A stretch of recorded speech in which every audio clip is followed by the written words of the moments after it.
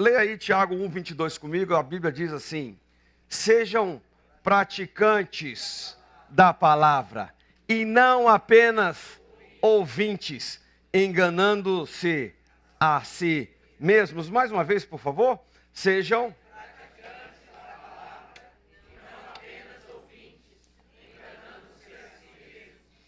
Eu creio que todos nós temos um desejo comum de sermos felizes, de termos paz, de sermos alegres, de termos recursos financeiros, de termos a nossa vida estabilizada. Esse é o seu projeto de vida.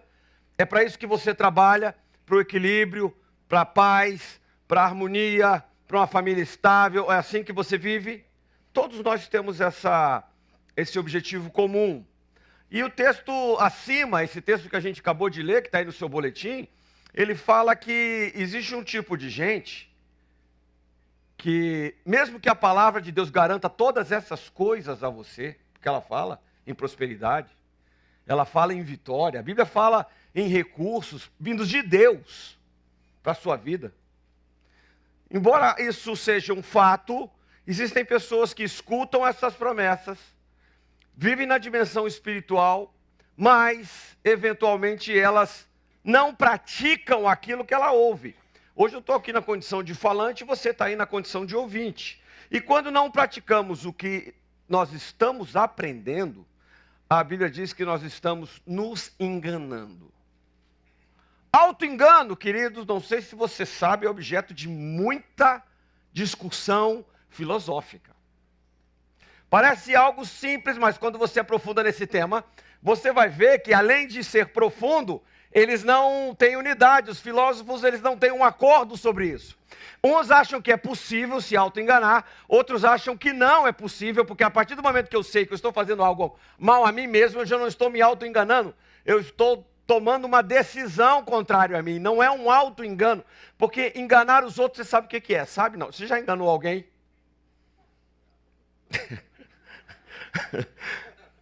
Eu faço assim, você já enganou alguém? Aí a pessoa, ela fala já aqui, mas ela não levanta a mão. Ela acabou de me enganar. Já. Nós começamos a enganar cedo.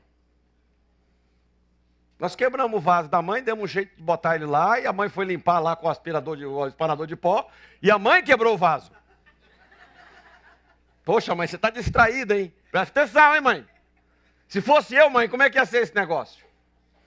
Nós enganamos a mãe da gente quando o boletim ficava vermelho.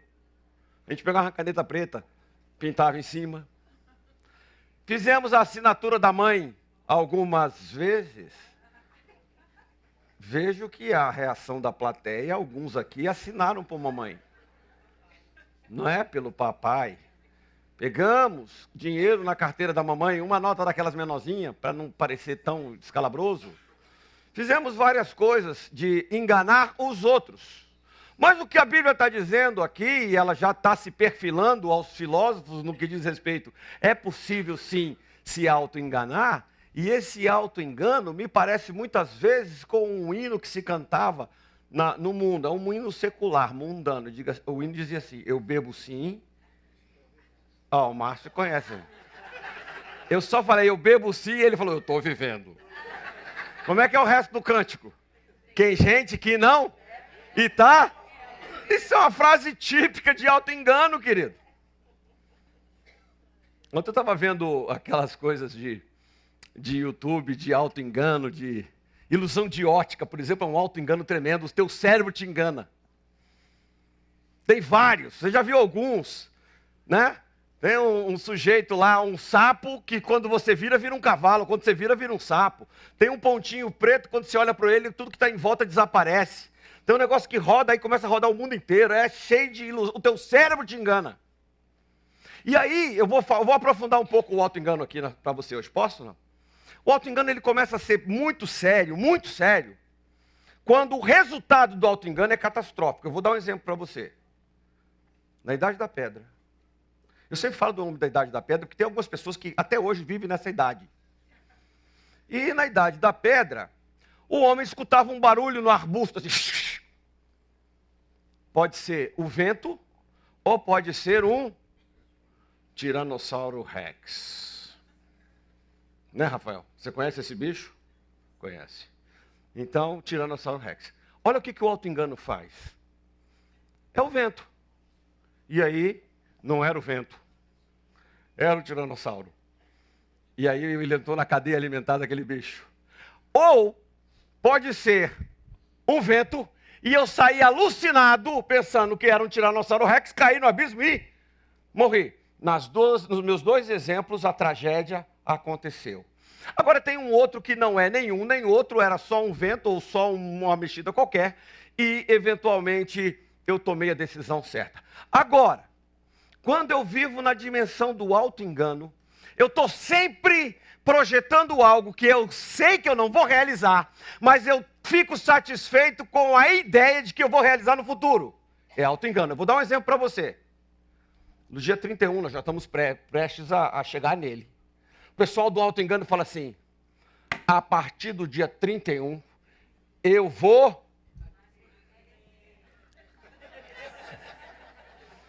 Quem falou assim, emagrecer, é adepto do auto-engano. Quem quer emagrecer mesmo, começa hoje. Eu vou parar de fumar no dia 31. Mas nada, amados. Tem que começar agora, se vai, vai mesmo. Então, essa possibilidade de no futuro a gente se enganar, e você sabe que isso tem uma coisa interessante na análise do auto-engano, é que isso deixa as pessoas um pouco mais leves, um pouco mais confiantes, um pouco mais alegres. Eu me engano e eu mesmo me realizo com o meu engano. É um negócio sadomasoquista, uma coisa estranha, em que eu minto para mim mesmo e eu creio naquela mentira, e eu vivo sob essa esfera, e Deus está dizendo assim, não, para com essa história. Não tem vida feliz aí. Essa vida é ilusória.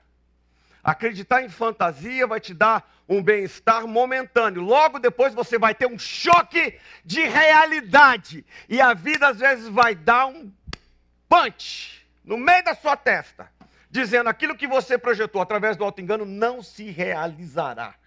E aí a frustração é enorme. E eu tenho que já projetar um outro engano. E a Bíblia está dizendo assim, cuidado, ouvir e não praticar é auto-engano. E o Senhor Jesus está dizendo para a gente hoje, livre-se do auto-engano. Fala para a pessoa que está, se livre do auto-engano. Você não tem esse versículo aí? Tome nota, por favor, está em Jó, no capítulo 15, no versículo 31, diz assim, não confie, pois, na vaidade, enganando-se a si mesmo, porque a vaidade será a sua recompensa. Vaidoso, orgulhoso, prepotente, arrogante, é gente que acha que é mais do que realmente é, se engana, e um dia ele vai ter a recompensa. Todo auto-engano produz uma recompensa. Sabe qual é? É a própria vaidade. É a própria arrogância. E no caso dos arrogantes e dos soberbos, é uma queda, um tombo. É fugir para o abismo de algo que não existe. Portanto, Tiago, no capítulo 1, versículo 21 ao 26, ele vai falar do contexto de onde ele tirou essa assertiva de que nós precisamos nos livrar do auto-engano. Portanto, livrem-se de toda impureza moral e da maldade que prevalece e aceitem, de que forma, igreja? Humildemente, a palavra implantada em vocês. Repare aqui como é que a palavra de Deus está sendo colocada dentro do seu coração. Em forma de implante. Já implantou um dente? Tem gente aqui que já implantou cabelo. Tem outros que estão precisando. Não querem. Já fez implante de árvore? Pegou um galho de uma árvore. Sabe a brincadeira da gente lá em Brasília? A gente pegava um galho de uma árvore, fazia um buraco na outra, colocava lá dentro, dava uma chuchadinha assim, botava lá e o galho... Ficava aquela árvore com um galho estranho, mas funcionando, vivendo. A pastora Raquel agora ela é especialista em implantar orquídeas em árvores. Se você for lá em casa, você vai ver esse dom orquidário dela. Ela fez aniversário ontem e está mais linda do que nunca.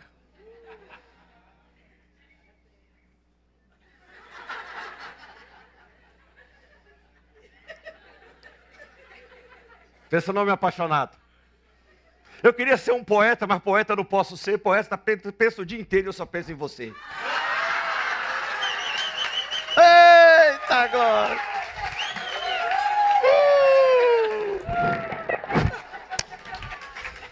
Momento ternura da mensagem. Glória a Deus. A palavra está sendo implantada. Implantada. Para receber um implante, a condição é humildade. Humildade. Se somos arrogantes, donos da verdade, sabemos tudo, quando a palavra vem, a gente rejeita. Aí há o auto-engano. A palavra de Deus, ela é poderosa para salvá-los. Sejam praticantes da palavra e não apenas ouvintes, enganando-se a si mesmo. Aquele que ouve a palavra, mas não a põe em prática, é semelhante a um homem que olha a sua face num espelho e depois de olhar para si mesmo, sai e logo esquece a sua aparência. Mas o homem que observa atentamente a lei perfeita, que traz a liberdade, persevera na prática dessa lei, não esquecendo o que ouviu, mas praticando-o, será feliz naquilo que fizer. Eu já tive muita dificuldade com receita de felicidade, receita de sucesso, 10 passos para ser próspero. Eu não gosto muito disso, mas eu percebo que a palavra de Deus está dando uma fórmula muito clara para ser feliz. Isso aqui não é o que eu acho, é o que eu penso, é o que eu já vi, é o que eu não vi. Eu estou vendo que ele está dizendo, se alguém fizer da palavra de Deus a sua prática, vai ter como condição de vida uma plataforma, uma base, um fundamento de felicidade. Quantos estão entendendo? Ele vai ser feliz naquilo que ele fizer. Agora, se alguém considera religioso, mesmo de igreja, crente, cristão, mas não refreia a sua língua, engana-se a si mesmo. Sua religião não tem valor algum. Já falei do auto-engano de quem não pratica, e a Bíblia aqui está sendo enfática sobre a prática. Já falei aqui sobre o vaidoso que se engana a si mesmo. E eu já falei aqui também de quem não tem domínio da língua. A língua é solta, feito uma churumela. Fala, eu falo o que eu penso e colhe o que você não pensa. Vai plantar o que quer e vai colher o que não quer. Cuidado com a língua. Fala para a pessoa que está do seu lado. Cuidado com a língua, mano. Porque se você não tiver cuidado com a língua, a sua religião não tem valor nenhum, você está se enganando. Vim aos cultos todos domingo e na segunda-feira você muda de time, você está se enganando. Se você ficar ouvindo o culto, pastor fulano de tal, pastor fulano de tal, pastor fulano de tal, pastor fulano de tal, e é colecionador de sermões, mas não refreia a língua, fala mal do chefe, fala mal do patrão, fala mal. Engano, auto-engano puro. Agora, o que é a palavra de Deus, amados? O que é a palavra? A palavra no grego é logos, diga logos. E essa palavra logos, ela vai estar na definição do início da criação do mundo. João 1 diz assim, no princípio da criação do mundo, do universo, era aquele que é a palavra. Está entre parênteses aí o quê? Logos. Ele estava com Deus e era Deus. Isso significa que Jesus sempre foi Deus. Ele estava com Deus no princípio. Todas as coisas foram feitas por intermédio dele. Sem ele, nada do que existe teria sido feito. Aquele que é a palavra ou logos tornou-se carne e viveu entre nós. Quem é que se tornou carne e viveu entre nós? Jesus. O Logos, aquele que era a palavra, se tornou carne, passou a viver entre nós. E nós vimos a sua glória, glória como do unigênito, vindo do Pai, cheio de graça e de verdade. Em outras traduções, essa palavra que está aqui traduzida como palavra, ela também é traduzida como verbo. No princípio era o verbo, e o verbo estava com Deus. Eu gosto muito da tradução do verbo também, porque verbo significa ação. Ação. Quando perguntaram para Deus o nome dele, ele disse: meu nome é uma ação. Meu nome é um verbo. Eu sou o que eu sou. Diga isso ao faraó, é suficiente. Eu sou um movimento. Eu não sou estático, eu não sou parado, eu sou alguém que tem como característica a ser poderoso, ser onisciente, onipresente, onipotente. Eu tenho todos esses atributos e eu estou em movimento, eu ajo, eu interajo, eu interfiro, eu sou Deus. E a Bíblia diz que como unigênito do Pai, ele se manifestou aqui na terra, cheio de graça e de verdade. Agora, aquele que era o Logos se transforma em homem, vive na terra, cheio de poder, cheio de graça, cheio de verdade, e é morto, morre, é crucificado. Ele ressuscita. Mas antes, eu quero só enfatizar algo. Ele falou muito. É da característica da palavra. A expressão, o sentimento, a ideia, é da característica do verbo. Indicar o movimento. Eu compro, eu vendo, eu dou, eu recebo. É da característica do verbo. É definição. E quando Deus se define, quando Ele passa a definir certas coisas, é o Logos de Deus se transformando em verdade absoluta. Tudo que Deus fala tem a sua natureza.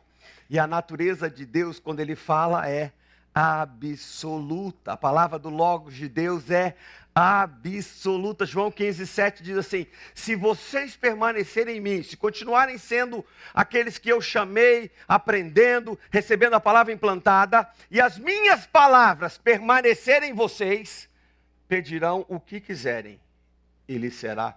Quem gostaria de viver nessa condição aqui? Quantos gostariam de viver nessa dimensão de pedir e ser atendido? Eu queria muito que tudo que eu pedisse para minha esposa eu fosse atendido. Eventualmente ela diz não para mim. Eventualmente vocês fazem isso uns com os outros. Alguém faz um pedido e você diz não.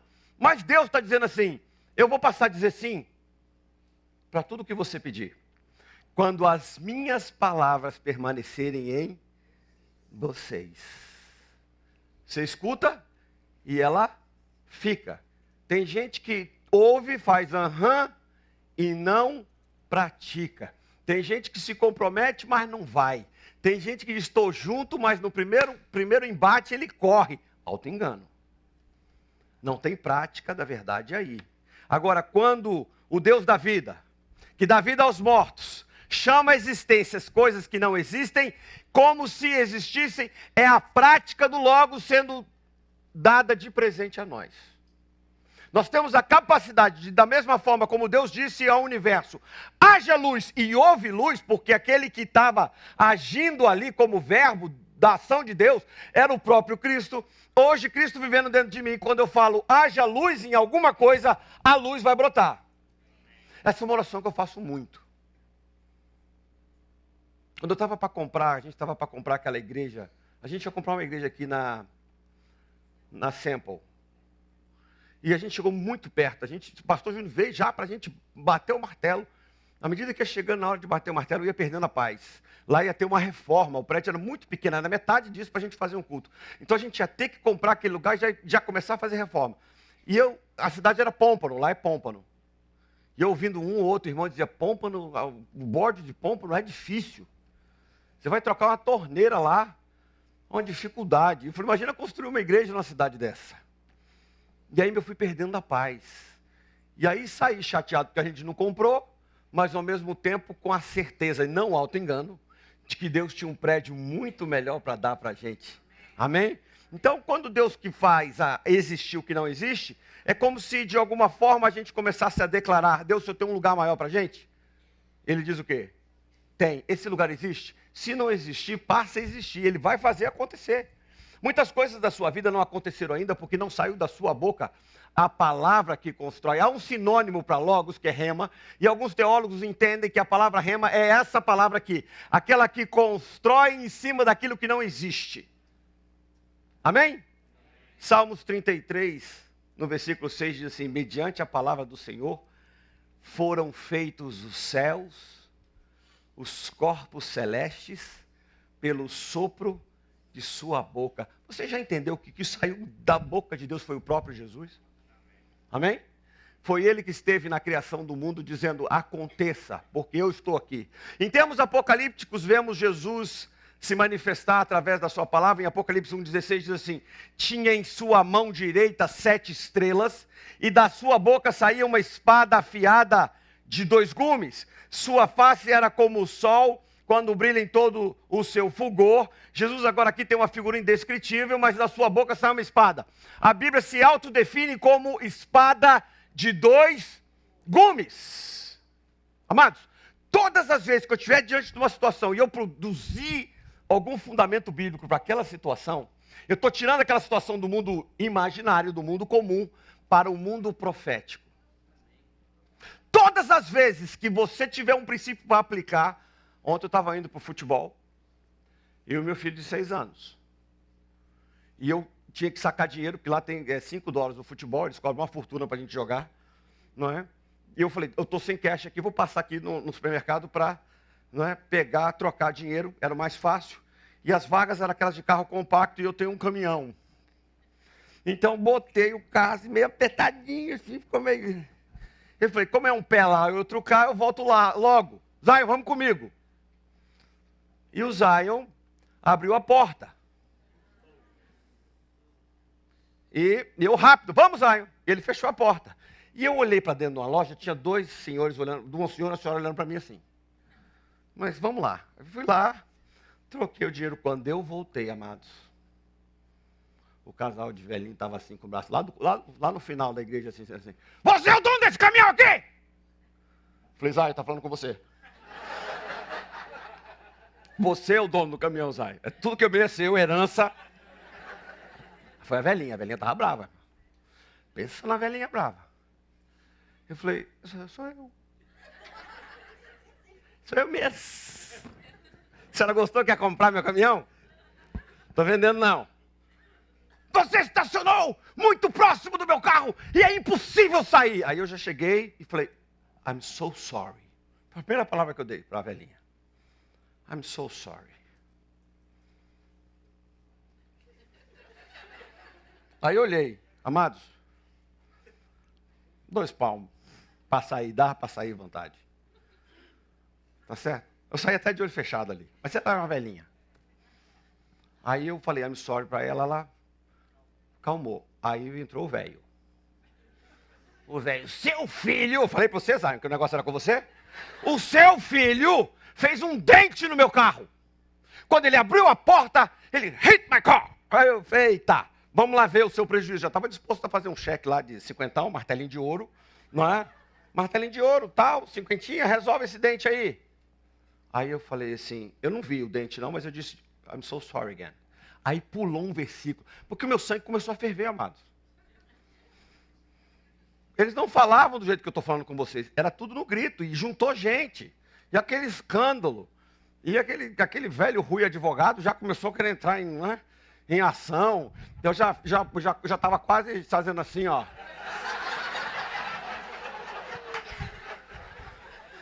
Aí, é um instinto capoeirístico, né? Se fosse 2 caras muito fortes, não. Aí vamos negociar. Mas velhinho, né? Velhinho. Aí eu falei: vamos ver o dente. Amados, quando eu cheguei lá, eu passei a mão na porta, eu fiz a projeção da porta onde o José saiu e encostei no carro, encostava mesmo. Aí eu voltei e comecei a procurar o famoso dente. Aí ele falou assim: estava aí. Mas eu passei a mão e saiu o dente. Veio mentiroso, rapaz. Pinóquio sem vergonha, acaba sendo. Aí eu fiz um sorriso. Pulou um versículo na minha cabeça, mas de uma forma tão forte. Pulou, o versículo brotou na minha mente assim, ó. Rui, você tem razão agora para falar inglês com força, que esses velhos. Mas a palavra branda desvia o... Eu olhei, dei um sorriso para ele e falei assim, I'm so sorry, man. De novo, eu dei uns 10 I'm sorry. E sabe o que ele fez? Ele começou a rir. Quase que a gente terminou abraçado os dois. Eu tirei o carro e fui embora para casa. Às vezes, a gente quer ter razão, mas a gente perde a felicidade. É melhor ser feliz do que ter razão quando a Bíblia diz, a palavra branda, mesmo estando certo, eu pedi perdão e saí em paz. Eu ganho a luta, eu desagravo eles, eu grito também e vou para casa com peso, com gosto amargo na boca, de ter feito justiça, mas aquela justiça não traz felicidade. Eu ganhei a discussão, eu me impus, eu fiz ele entender que ele estava mentindo, aquele mentiroso, e os mentirosos vão para o inferno. Mas e aí eu ganhava o quê? Nada com isso. Então a espada na boca de Deus e na minha boca nos dá poder para julgar e governar. Quando eu trouxe a palavra de Deus ali como princípio, eu governei a situação, está entendendo não? Porque tudo foi e é feito pelo Logo de Deus. Nós podemos, esse poder ele é incomensurável. Ele é ilimitado. Ele é o poder que faz nascer luz nas trevas, que divide água da parte seca, que faz animais serem criados segundo a sua espécie, que faz as estrelas se formarem no universo, as galáxias, tudo em perfeita harmonia. Esse é um poder descomunal do nosso Deus, mas esse poder ele pode ser anulado quando ele entra na minha vida, através do auto-engano. Nós podemos anular esse poder, nós podemos bloquear esse poder na nossa vida, porque Deus não quer invadir a sua individualidade com um poder acachapante, com um poder que impõe a sua vontade. Deus quer que você se submeta a Ele por vontade própria. Agora, quando eu rejeito essa palavra de Deus, eu rejeito o próprio Deus. Quando eu rejeito a palavra de Jesus e seu modelo, eu rejeito o próprio modelo de Jesus. E isso está dito aqui, ó, ouvir e não praticar produz auto-engano. Eu vou ler Mateus 7, 24 a 27 para vocês, numa paráfrase da Bíblia chamada Uma Mensagem. As palavras que digo não são mero adendos ao seu estilo de vida. Jesus está dizendo aqui assim, ó, o que eu estou dando para você não é uma sugestão. Eu não quero fazer um input sobre o que você acha que é certo. Não, eu sou Deus. E quando eu faço um input, eu não quero fazer um adendo, eu não quero colocar aí uma cláusulazinha, um subponto na sua vida. Não é isso que ele quer fazer. Como a reforma de uma casa, que resulta em melhora de padrão. Não. Elas são o próprio, a palavra de Deus é o próprio alicerce, a base de sua vida. Se vocês puserem essas palavras em prática, serão como pedreiros competentes que constroem sua casa sobre a solidez da rocha. A chuva cai, o rio avança e o vento sopra forte, mas nada derruba aquela construção. Sabe por quê? Porque essa pessoa escutou a palavra de Deus e guardou, colocou em prática e não transformou aquela palavra numa mera sugestão. Em outras palavras, eu não estou aqui pregando para você colocar isso como um acessório da sua vida. Se eu estou dizendo aqui a palavra de Jesus, isso tem que se tornar absoluto, porque senão, quando a chuva vier, o rio vier, a casa cai. Quando você estiver na sua casa aí colocada sob ruína, seu casamento desmoronou, suas finanças foram a pique, sua empresa que estava indo bem, mas você não observou os princípios da palavra de Deus, quebrou. Quando já viveram situações de caos e tragédia na vida? Exatamente por não aplicar os princípios da palavra de Deus. Se tivesse colocado, você até poderia passar por uma dificuldade, mas quando passa, se levanta de novo. Agora, a diferença é que quando eu não coloco em prática a palavra de Deus, eu caio e lá eu fico prostrado.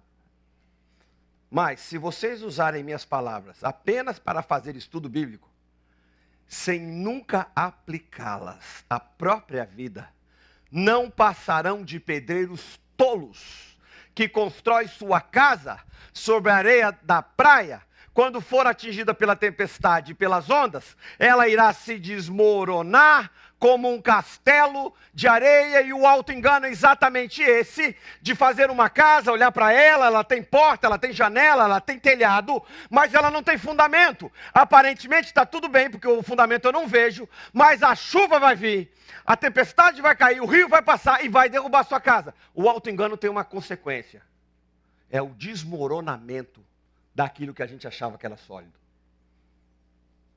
É a tragédia humana em saber que aquilo que a gente planejou não foi bem feito. Pastor Márcio me ensinou, sexta-feira, que às vezes a gente vai no Home Depot. Pastor, me ajuda aí se for isso mesmo. Eu compro tudo no Home Depot para a construção da casa. Lá tem tudo, tudo. Do chão até o teto. É isso mesmo? Posso sair com a casa inteirinha no carrinho? Pode? Toda. Material para fundamento, piso, encanamento, pia, telhado, parede, tudo. Eu posso sair com a casa toda desmontada. E eu posso achar que com isso eu tenho uma casa. Todos os elementos da casa estão ali. Todos. Mas desmontados não fazem daquele material uma casa. Você vai precisar construir. E ao construir, eu não sou pedreiro, você tem que obedecer à palavra. Qual é a palavra? Da construção que dura. Você tem que colocar os elementos na dosagem certa. Você tem que saber os materiais que vão soldar e vão colar.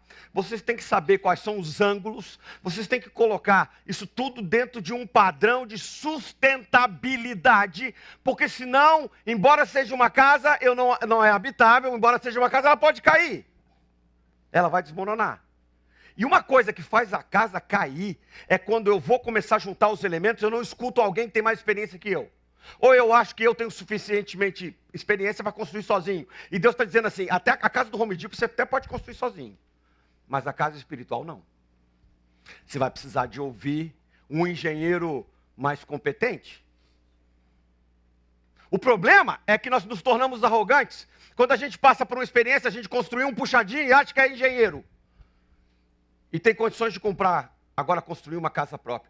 Tem gente que ganha uma alma para Jesus e acha que é evangelista. Tem gente que dá um sermãozinho, um estudo bíblico lá no trabalho e acha que é pastor. Às vezes a gente faz um passo e acha que esse passo é gigantesco. O nome disso, amados, daquilo que nós vamos acumulando como experiência, se chama tradição. Dentro de nós tem um arsenal de coisas que a gente usa como padrão. E a gente nem se dá conta que aquele padrão que nós estamos usando veio das nossas experiências passadas ou de gente que a gente confiava para nos ensinar. Todos nós temos isso, inclusive eu. E esse meu ponto diz que as tradições humanas podem anular o poder da palavra de Deus. Marcos 7:8. Vocês negligenciam os mandamentos de Deus e se apegam às tradições dos homens. E disse-lhe, vocês estão sempre encontrando uma boa maneira de pôr de lado os mandamentos de Deus, a fim de obedecerem às suas tradições. Assim, vocês anulam a palavra de Deus por meio da tradição que vocês mesmos transmitiram e fazem muitas coisas como essa. Colossenses 2:8, tenham cuidado para que ninguém os escravize a filosofias vãs. O que a filosofia e a tradição vã faz? Escraviza. Escraviza por uma razão muito simples. Às vezes elas estão embutidas de alguma coisa que eu desejo. Um desejo oculto. Está enraizado na tradição. Eu não quero ser confrontado, eu quero fazer assim. Eu aprendi a rezar com a mão assim. E aí vem um povo que ora com a mão assim. Eu não quero orar com a mão assim, eu quero orar com a mão assim porque assim eu fico confortável. Porque a partir do momento que eu tenho que orar com a mão assim, depois eles vão querer que eu dance no louvor. Depois que eles vão dizer que eu dê glória a Deus. E assim muitas coisas eu não experimento, eu não me liberto, porque eu aprendi no passado que a reza era feita assim. E aí a gente pode entrar em várias áreas como exemplo, várias. Mamãe ensinou você a cortar o bife assim, o outro corta do outro lado. É a tradição de um brigando com a tradição do outro. A tradição ela vai conflitar quando é exemplos bíblicos, quando é exemplos cotidianos, quando são exemplos de qualquer natureza, e Deus está dizendo assim, eu tenho o meu padrão. Não deixe que essas filosofias enganosas te aprisione, que se fundamentam nas tradições humanas e nos princípios elementares deste mundo e não Cristo. Pega tudo que você tem e compara com aquilo que Jesus fez e deixou como exemplo. Terceira coisa, auto-engano produz resultados negativos. Tiago 1,22 diz assim, não se enganem, fingindo-se de ouvintes, quando na verdade deixam a palavra entrar por um ouvido e sair pelo outro. Amados, é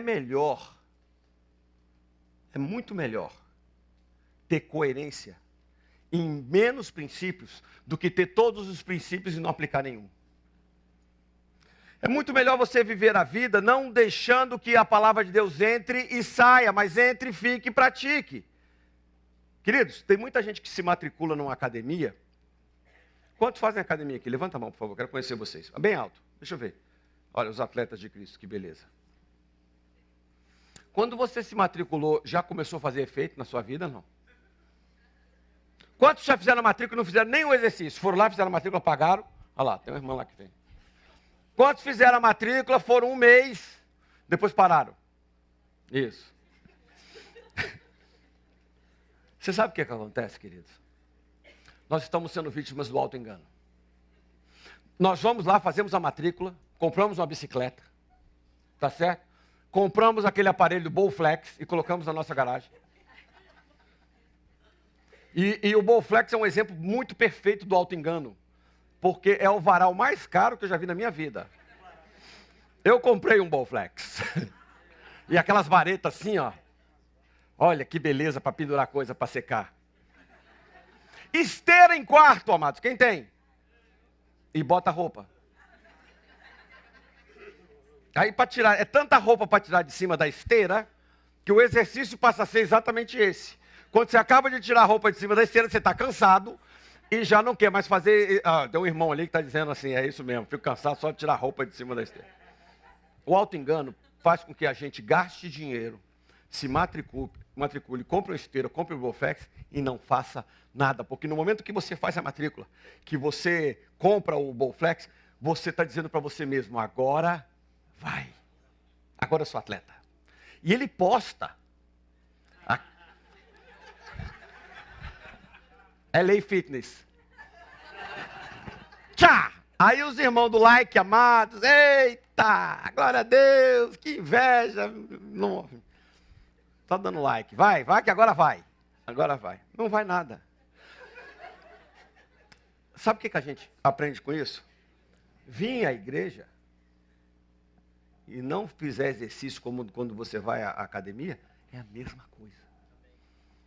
A mesma coisa.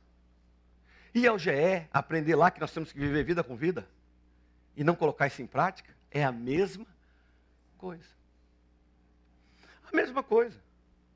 Só frequentar culto religioso não muda o caráter. Para mudar o caráter eu tenho que ouvir, pegar o princípio de Deus que me... Eu vou dar um exercício para você. Se você tem problema de ira, estude a Bíblia nessa perspectiva. Pegue todos os versículos de ira na Bíblia e estude-os. Se você tem problema de compulsão financeira, vá para a Bíblia em todos os aspectos financeiros e estude a Bíblia nessa dimensão.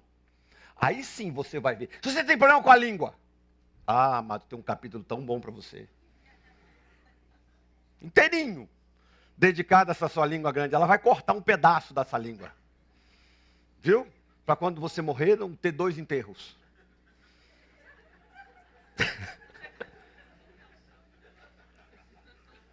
Teve uma irmã que falou assim, um caixão e outro para a língua. É isso mesmo. 2 Timóteo 3,13, eu quero que você leia esse versículo comigo, está pronto? Contudo, os perversos e impostores irão de mal a pior, enganando e sendo enganados. Olha só, Quando eu me auto-engano, eu sou um impostor. Quando eu engano os outros, eu sou um impostor. E a dinâmica dessa categoria de gente, desse mau caráter, é que ele engana, mas também é enganado. Os adúlteros, por exemplo, eles adulteram. Se ele for casado, normalmente recebe isso como troco. Os que roubam, normalmente são roubados. A Bíblia tem um padrão para quando a gente é mau caráter. Nós vamos de mal a pior. Não se iluda. O mau caráter, ele tem um sucesso passageiro, mas logo em seguida vem o tombo. O problema é que a gente não vê o tombo, a gente só vê o momento em que ele está tendo prosperidade. Às vezes tem um traficante na sua rua e pode ter certeza, se ele for traficante de cocaína, por exemplo, o lucro é tonteante. Ele vai ter a melhor casa, o melhor carro durante um tempo. Depois ele cai. Quem derruba o traficante é o que consome. Porque o consome muito, faz besteira, é pego pela polícia, e a primeira coisa que ele pergunta, "Don't to rain?" Porque o pronto to high eu já sei, você vai pro gel. Queridos, mau caratismo, impostor, isso não é característica de filho de Deus, amém? Filho de Deus tem uma atitude. E essa atitude é o que mais fala através de você. Não são as suas palavras. Não são. Os seus talentos, eles impressionam. Eu sou obrigado a concordar com isso. Talento impressiona. Qualquer pessoa muito talentosa, ela vai causar um impacto. Mas não produz fruto. Não produz fruto. Produz fã, não produz discípulo. Vende disco, mas é logo substituído por outro. Jesus foi uma espécie de líder que ele produziu um caráter e ele produziu um efeito que vem se perpetuando e aumentando à medida que o tempo passa. Isso é genuíno. Amém? Então preste atenção, o que você faz fala tão alto que eu não consigo ouvir o que você diz. Repita isso, por favor.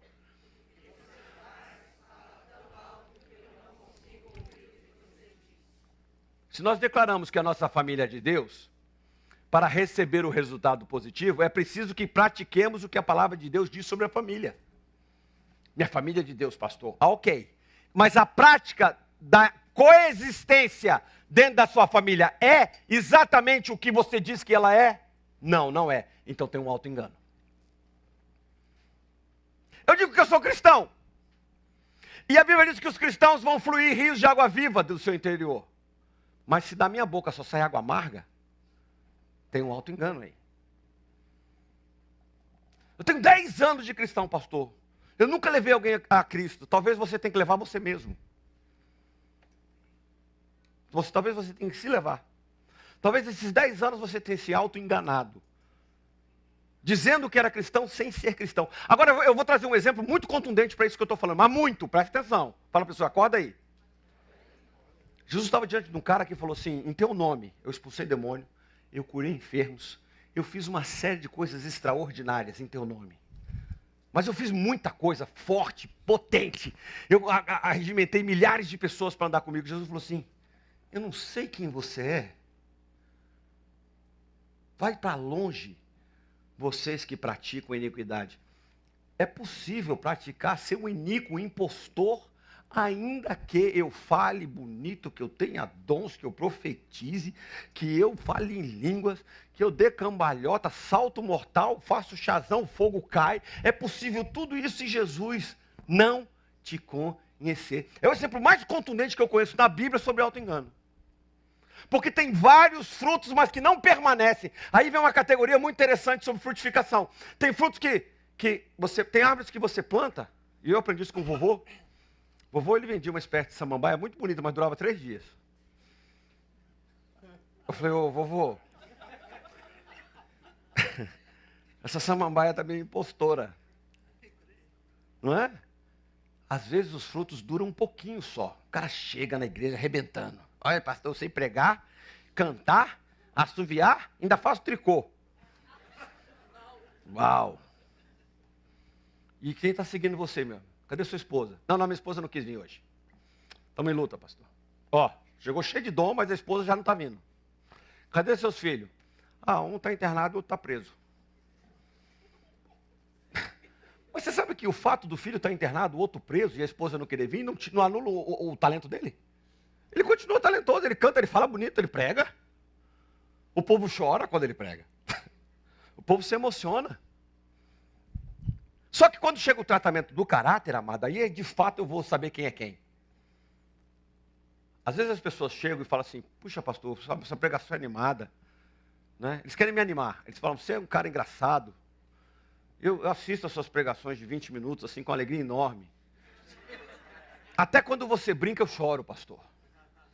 De tão forte que é a mensagem para mim. Amém, amado. Chega aí, vamos andar junto. Tem o GI. Tem o quê, pai? GI. Eu tenho que ficar 8 semanas com o senhor lá naquele negócio? Aí já começou o tratamento do caráter. E aí quando a gente começa a se relacionar, eu começo a ver algumas coisas. E aí a gente começa a tratar. Porque é a aplicação prática da Bíblia. Era o que Jesus fazia. Não peques mais. Jesus tinha o querigma e o didaquê quando ele ministrava a palavra. O didaquê era a didática, o ensino da palavra. E o querigma é não peques mais. O querigma era o poder de Deus tirando ele do pecado, livrando ele das amarras. A Bíblia fala que se você conhecer o Senhor Jesus, ele vai te libertar. E se ele te libertar, verdadeiramente você vai ser... Tem gente que tem aparência de liberdade, mas não é livre. Então, se queremos ter paz nos relacionamentos, precisamos praticar o que a palavra diz sobre relacionamento. Agora vem uma parte prática. Quer receber? Como vocês querem que os outros lhes façam, façam também vocês a eles. Primeiro princípio para não viver mais o auto-engano no relacionamento. Se você não quer agressividade, não seja agressivo. Se você quer paz, plante a paz. Se você quer harmonia, planeje a harmonia. Se você quer romance, dê romance. Às vezes nós cobramos aquilo que nós não damos. Às vezes nós somos assim. E aqui muito comum, uma coisa que a gente tem que tomar muito cuidado com esse versículo aqui, ó. Quantos tem esse versículo highlights na sua Bíblia? Sabe quantos? Acho que eu vou ousar falar um negócio aqui. Ninguém. Ninguém tem esse versículo em highlights. Repare, olha que versículo estranho para a gente fazer um highlights. Eu acho até que não pega bem, viu, Éder? Ele está rindo lá, eu estou me interagindo com ele, que ele deu risada. Não é? Imagina você um highlight bem alto assim. Irmãos, não fale mal uns dos outros. Imagina. Sua esposa pegar sua Bíblia lá para dar uma olhada e tá esse negócio em vermelho. O que ela vai deduzir? Que você fala mal e isso não pega bem para sua reputação. Mas quão facilmente a gente fala mal dos outros, amados. Eu só sei de uma pessoa aqui que vocês não falam mal, que é de mim. Aleluia, que igreja que me ama, Senhor. Nós falamos mal, queridos. E quando a gente fala mal uns dos outros, a gente está praticando nada do Evangelho. Ao contrário, é a antiprática.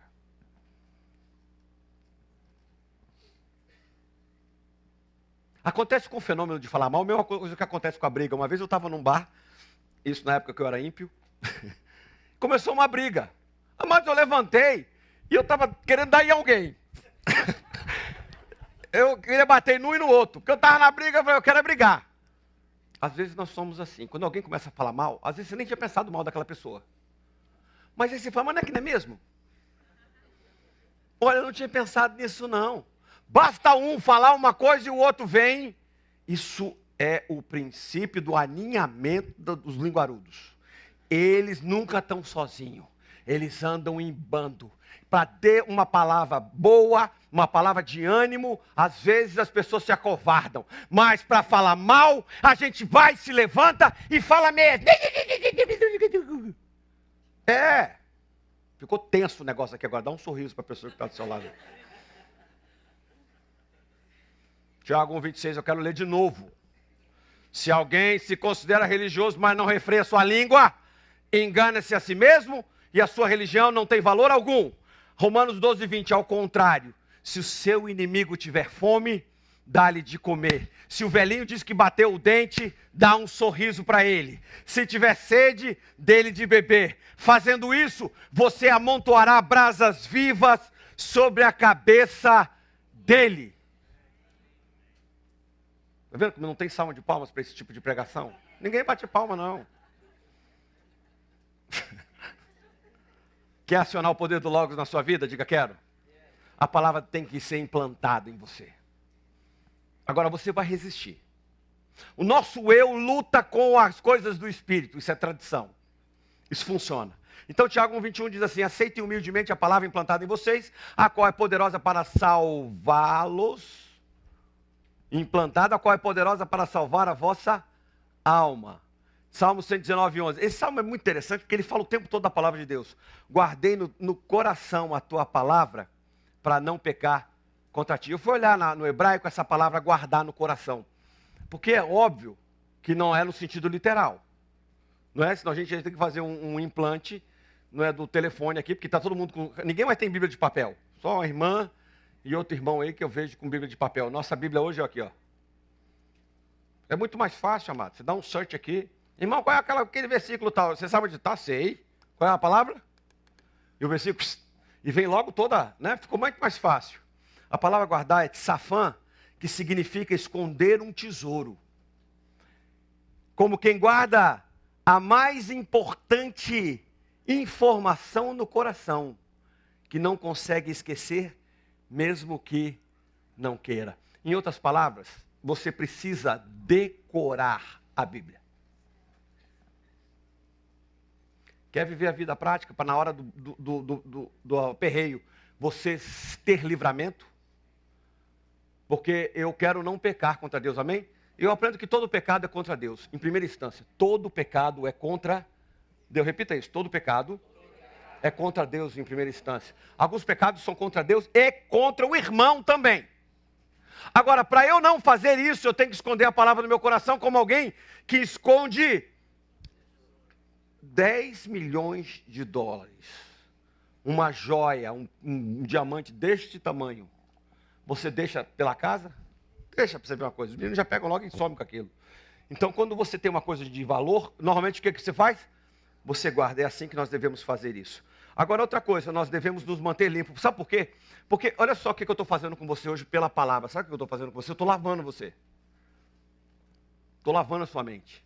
Você passou uma semana inteira recebendo informação, apelo sexual, mentira do chefe, traição de colega, armadilha, palavras boas. Você passou a semana toda recebendo um monte de coisa, informação. Teve um atentado na França, aí você absorve isso. Aí você fica pensando nas famílias, e aí você vai ficando pesado. Meu Deus do céu, os Estados Unidos também está nesse eixo do mal. E aí, será que isso vai acontecer com a gente? Agora já estou preocupado, já estou ansioso. Aí, de vez em quando, nós precisamos ser lavados pela palavra, diariamente. E Tiago 1,21 fala assim, ó, livrem-se de toda impureza moral e da maldade que prevalece. Sabe o que a Bíblia está dizendo? Eu liguei a televisão, a impureza moral já vai começar a me alimentar, a produzir, a me perturbar. E aí, o que eu tenho que fazer? Me livrar disso. Como? João 15,3, leia comigo. Vocês já estão limpos pela palavra que lhes tenho falado. Amém? Então, a palavra de Deus limpa você. Fala para a pessoa que está falando assim, a palavra de Deus está te limpando nessa manhã. Está te limpando. Porque suja, ruído, informação, o marido brigou com você, eu não sei o que lá, tem sempre um monte de coisa. Agora, terceiro ponto, muito importante, escolha bem suas companhias. Diga-me com quem tu andas, e eu te direi quem tu és. Minha esposa foi buscar minha filha, e a gente foi conhecer as novas coleguinhas dela do high school. Aí ela olhou, nerd, tá bom. Andando com nerd, crisocrão, tá certo? Significa que, muito bem, Radassa, você está indo muito bem. Eles amam quando eu dou exemplo deles. Por isso que eu faço isso de vez em quando. Não fico nem um pouco constrangido. Eles amam. Pai, que legal que você dá meus exemplos lá do púlpito. Eu gosto tanto. É tão joia, né, Del? Papai volta e meia. O pastor Júnior, a cada 5 pregações, ele fala uma do Del. A gente gosta. Queridos, escolher companhia é decisão sua. Não é decisão de Deus. Agora, como a palavra é escolha, eu posso escolher andar com águia e posso escolher andar com galinha. Eu posso escolher andar com gente do bem e posso escolher andar com gente do mal. Essa escolha, ela fala do auto-engano. Às vezes eu escolho gente que vai andar comigo, que vai me influenciar positivamente. Às vezes não. Salmo 1 diz assim: como é feliz aquele que não segue o conselho dos ímpios, que não imita a conduta dos pecadores e nem se assenta na roda dos escandeiros. Sabe por que ele está dizendo isso? Porque é muito fácil eu andar com alguém e assumir o padrão dele para mim. É muito fácil. Eu conheço um cara muito carismático, muito legal, e ele tem uma prática, ele fuma uma fumacinha. Mas ele é tão legal, gosto tanto dele, que para eu ser aceito, eu fumo o trem também. Grande parte das pessoas que entraram nas drogas foi esse fenômeno que aconteceu. É o auto-engano da aceitação. Isso aconteceu comigo. Se você me perguntar, pastor, por que você ficou 10 anos nas drogas? Porque os músicos com quem eu andava usavam. E eu era o único que não usava. Eu era o chato, gente, eu era o careta. Então eu quebrei essa não aceitação. Falei, me dá um pito desse negócio aí também. Vamos lá. Só que era a porta para um abismo ladeira abaixo. Você acha que seu filho está isento disso? Claro que não.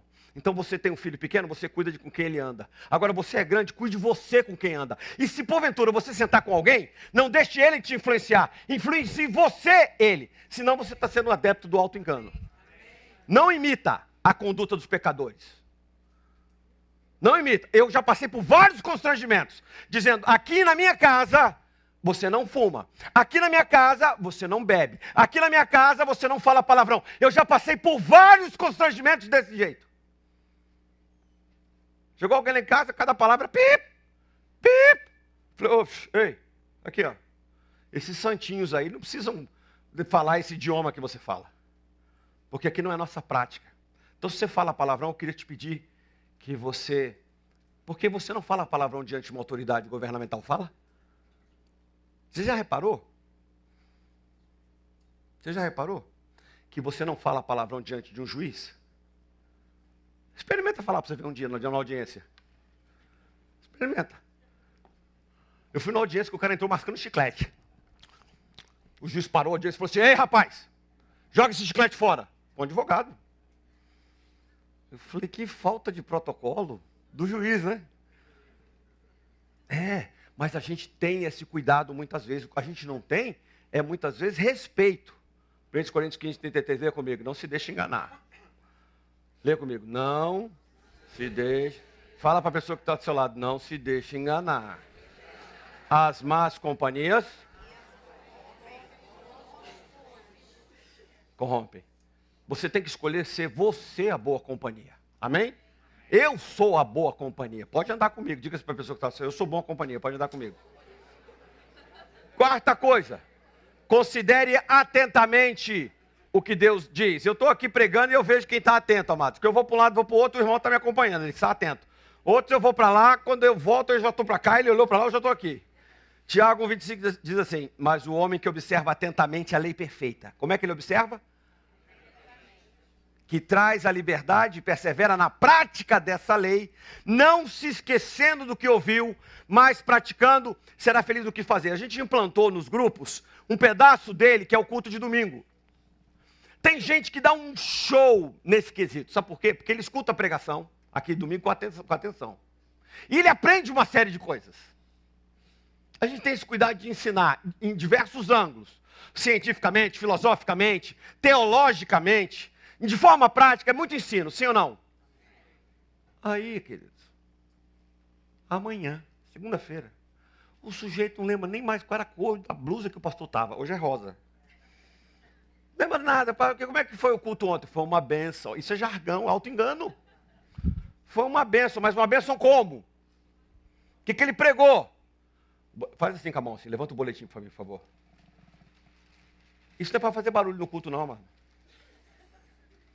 Isso é para você olhar, e aqui vai um conselho para você, científico, quer saber? Se você ler esse boletim num prazo de 24 horas de novo, o seu índice de absorção dobra. Você vai no GE, escutou mais uma vez no carro, porque a gente manda, se você quiser escutar a pregação em áudio, ou em vídeo, basta passar ali no final e falar assim, eu quero receber o link da pregação. Você vai ouvir lá no carro, só o áudio para não consumir os seus dados. E aí, ouviu de novo, nas primeiras 24 horas você recebeu, pode ter certeza, aquela palavra já está dentro de você. Agora praticar fica mais fácil. Você nunca vai conseguir praticar aquilo que você não aprendeu, que você não absorveu. Então, eu recebo, observo atentamente, persevero e pratico. Quinta coisa, tenho prazer na palavra. Tem gente que quando a gente fala assim, olha, a Bíblia diz que não pode fazer isso. Ele olha para o não pode como se fosse um peso. Como se fosse restritivo. Mas o que a Bíblia está dizendo é assim, ó, no Salmo 1:2. Pelo contrário, o prazer dele está na lei do Senhor e nessas leis meditam de dia e de noite. Quando o guarda de trânsito diz para você não passar de 70 milhas, ele está implicando com você? Está implicando com você? Eu acho que está. Eu vou explicar por que está. Quantas pessoas estão a 75, 80 milhas andando na 95 quando você está nela? Por que ele para só você? Teve um dia que o sinal amarelou, eu falei, agora vai. Né? Ele estava descendo para baixo, a ladeira. Aí eu acelerei, eu e outro irmão. No que a gente passou, o bicho, vermelho. Olhei para trás. Aquele Zé implicante, vindo atrás de mim. Eu falei, por que você não vai atrás do outro? Aí ele falou para mim assim, eu ia pegar vocês dois, mas só deu para pegar você. É o leão que escolhe a zebra. Quando você está nessa situação, a gente acha que é implicância. Mas, na verdade, é proteção. É uma proteção cara. Eu admito que é bem cara. $260 eu acho uma injustiça para alguém que passou uma luz vermelha. Para quem é daltônico, não sabe nem o que é vermelho e o que é verde. Ó, seu guarda, eu sou daltônico. Ele falou também. A multa vai 260 em azul para você. A gente precisa ter prazer na lei porque ela é protetiva. Ela não é restritiva. Nós temos a prática de entender que a lei nos restringe, nos constrange, nos impede. Deus não é assim. Isso não é da sua natureza. Eu vou implicar com ele, eu vou podar tudo. Ele não pode nada agora. Ele não pode cortar o cabelo, vai ter que deixar os cabelos do sovaco desse tamanho, as pernas. Não, não é isso que Deus é. Deus é um cara legal. Ele é joia. Ele é fera. Ele não é chato. Fala a pessoa que está assim, às vezes você é. Nós somos restritivos. Nós somos implicantes. Sim ou não? Tem uns que estão dizendo assim, muito. Última coisa. Criar raízes para frutificar. Ensinei o povo do GI. Essa jornada é uma jornada longa. A gente começa com esses 8 encontros, mas vão ter vários outros. Em que a gente vai estudar a palavra, vai se conhecer, vai conhecer seus hábitos, vai conhecer suas alegrias, vai conhecer seus talentos. É uma troca, uma simbiose. Salmos 1:3 diz assim, é como árvore plantada à beira de águas correntes, dá fruto no tempo certo e suas folhas não murcham. Tudo o que ele faz, prospera. A palavra de Deus é a corrente das águas e ela nos faz frutificar se estivermos plantados. Agora, se formos apenas ouvintes, estaremos nos enganando, anulando a palavra e não colhendo fruto algum. Mas, se a gente colocar a palavra de Deus em prática, ainda que a gente erre, quando é confrontado e fala da próxima eu acerto, isso é prática também. Eu acho que esse é o melhor ensino. Errei, fiz errado, fui confrontado, falo da próxima eu acerto. E assim a natureza humana aprende com os erros. Amém? Então, se a gente coloca a palavra de Deus em prática, nós receberemos as bênçãos da palavra. Primeira coisa, consolo. O que me consola na minha angústia é isso, que a tua palavra me vivifica. Pega a palavra triste, vai ler para você ver uma coisa. Mas não abre aleatoriamente, não. Isso é horóscopo bíblico. Pega o tema que você se propõe e vai estudar aquele tema. Tristeza, angústia, medo. Olha, a Bíblia tem princípio para todos estes temas que eu estou te dando. Se você tem um smartphone, só coloca a palavra medo para você ver uma coisa. Vai cair logo em Josué. Deus falando com Josué várias vezes, não tenha medo. Medita nessa lei de dia e de noite, porque ela vai sustentar você, ela é palavra. Ela vai te fortalecer. Se agarra com ela, Josué, e vai em frente que eu estou contigo. Não retrocede não. Então ela é consolo, é uma palavra que vivifica, ela dá direção. Salmo 119:5, a tua palavra é lâmpada para lâmpada que ilumina os meus passos e luz que clareia o meu caminho. Essa ideia de lâmpada nos pés dá a ideia de que o caminho fica iluminado, mas é também aonde às vezes eles amarravam uma tocha para a serpente no deserto não morder o pé dele. Além de iluminação, ela dá proteção. Por isso que ela dá luz e clareia o caminho. Salmo 147:15. Ele envia a sua ordem à terra e a sua palavra corre veloz. Vamos ficar de pé? Romanos 8:32. Leia comigo. Aquele que não poupou o seu próprio filho, mas o entregou por todos nós, como não nos dará juntamente com ele e de graça todas as coisas? Abaixe sua cabeça. Não vou mover você hoje, nessa manhã. Eu vou deixar você aí, no seu lugarzinho. Porque é muito importante que nesse momento você comece a refletir. Reflita sobre a sua vaidade, o seu orgulho, a sua resistência, a sua dificuldade de humildemente receber a palavra de Deus. Reflita sobre isso. Reflita o quanto da palavra você tem na sua vida. É o quanto de auto-engano você vai ter na sua vida. A Bíblia é o antídoto para o auto-engano. A palavra de Deus é o recurso que nos tira do auto-engano. Deus não quer que você seja enganado. Que você, portanto, ao ser enganado, engane outros. Ela quer que você viva na verdade. Eu quero te pedir nesse momento, Senhor, pela tua igreja. Nós fomos hoje iluminados pela palavra, pelo Logos de Deus, pelo poder que Ele manifesta. E eu quero te pedir, Senhor, que não falte luz nas nossas vidas, que não falte direção para os nossos passos, que não falte, Senhor, compaixão nos nossos relacionamentos. E tudo isso provém da fonte viva que o Senhor nos deu de presente, chamado Palavra de Deus, o Logos de Deus, o Rema de Deus, tudo aquilo que nós recebemos como herança, que está sendo implantado em nós, que faz com que a gente possa ter uma palavra a dizer ao cansado, uma palavra para dizer ao oprimido, uma palavra para dizer àquele que não tem esperança, porque essa palavra trouxe esperança para mim, essa palavra me tirou da opressão, porque essa palavra me trouxe alegria. Deus, nós não queremos ser apenas ouvintes, negligentes, que olham e contemplam a sua imagem e esquecem logo depois. Nós não queremos ser esses. Esses praticam o auto-engano. Nós queremos ser aqueles, ó Pai, que não precisam do auto-engano para ter alegria de vida, para ter um impulso na sua vida. Nós precisamos sim da verdade, a verdade que liberta. E se porventura, ó Pai, existe alguém hoje aqui nesse lugar, que tem sofrido as mazelas do auto-engano, que tem sofrido os ataques do inimigo, dizendo: você não vive aquilo que você prega. Se você muitas vezes patina, você quando está sentado numa roda não é aquele que influencia, você é influenciado. Se você é aquele que muitas vezes não recebeu de Deus a capacidade de ter prazer na lei de Deus, de abrir a palavra de Deus com alegria e extrair de lá princípios para a sua aplicação prática. Se você tem andado desatento, eu quero te pedir a Deus hoje que você faça um compromisso diante de Deus.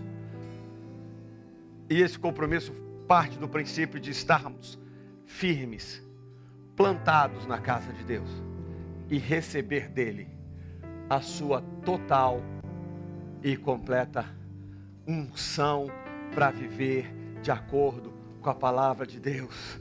Porque quando Davi foi confundido no seu coração com o coração de Deus, era porque Davi tinha um prazer na lei de Deus imenso.